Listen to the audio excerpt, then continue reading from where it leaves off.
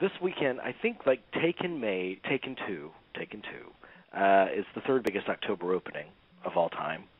What would be the other two, out of curiosity? One of the Paranormals. Okay, that makes sense. All right. And maybe a Saw. I'm not for sure. I didn't read the specifics. Okay. I'm just a headline guy, man. Yeah, I know that. Your review, your tiny review, I agree with a good chunk of that. Did you use the word uninspired in your review, though? I don't remember. Yeah. Okay, I felt like I was watching like an episode of The Simpsons where it's like taken like 68, and it's just like, hey, we're gonna just do. It just felt so run of the mill that it was really discouraging. I know people like it and everything, but to me, watching the films that Liam Neeson has made in between the first one and this one, I'm like, you guys could have really done something really incredible here. And it just feels so stale. I hate to say it, but it really does. Yeah, I mean the fight action sequences they're really lackluster. It almost felt like it was missing a sound effects track or something. I mean, everything just felt completely underwhelming. I agree. I mean, but shockingly so. I don't know. See, this is my thing, and maybe you'll disagree with me. Ever since we saw this Indonesian film earlier this year, The Raid Redemption, with the exception of The Bourne Legacy, most action films I've seen just pale in comparison. I would think, though, coming from this neo-French action genre that's been created, I guess, since the early 90s, that they would really try to do something like really revolutionary, at least make it exciting at least. There's something about having Liam Neeson fight the guy from Before the Rain. It's not exactly, the Clash of the Titans here, no pun intended, but I mean, I think we need a better villain.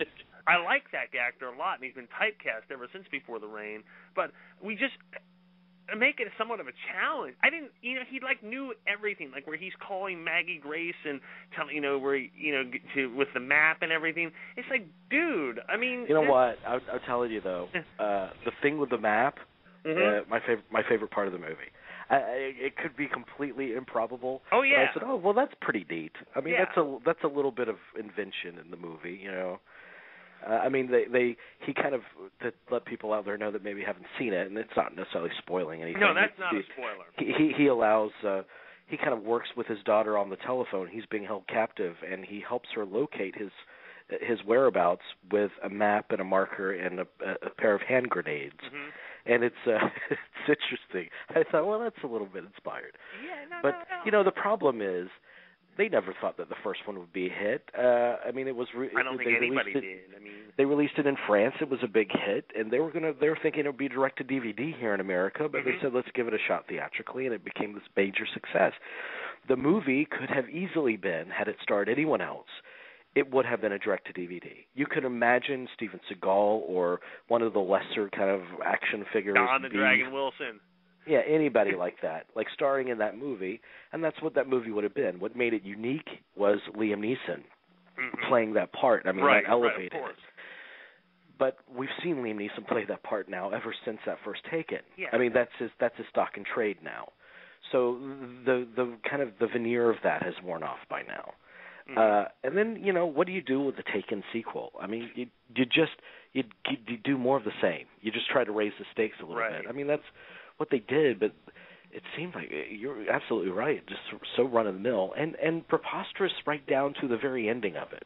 When she gets her driver's license after the driving test, and she steps out of the car, and the woman with the clipboard says, "You did perfect, 100%."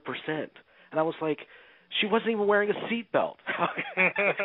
I mean, another lazy point to that movie. It seems superficial, but I noticed it. Yeah.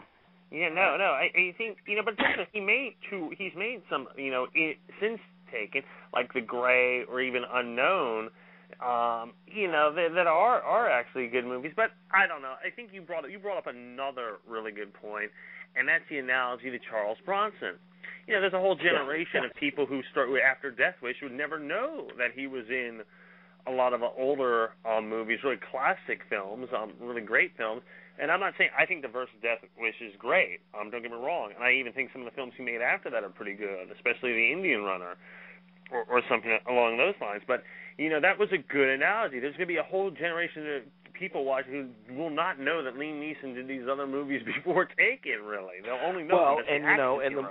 And the longer he goes on playing this type of character, he's going to start playing movies like The Evil That Men Do and, you know, The Assassination, wherever he's protecting the First Lady. Bronson. Oh, yeah, Assassination, yeah. Oh, yeah.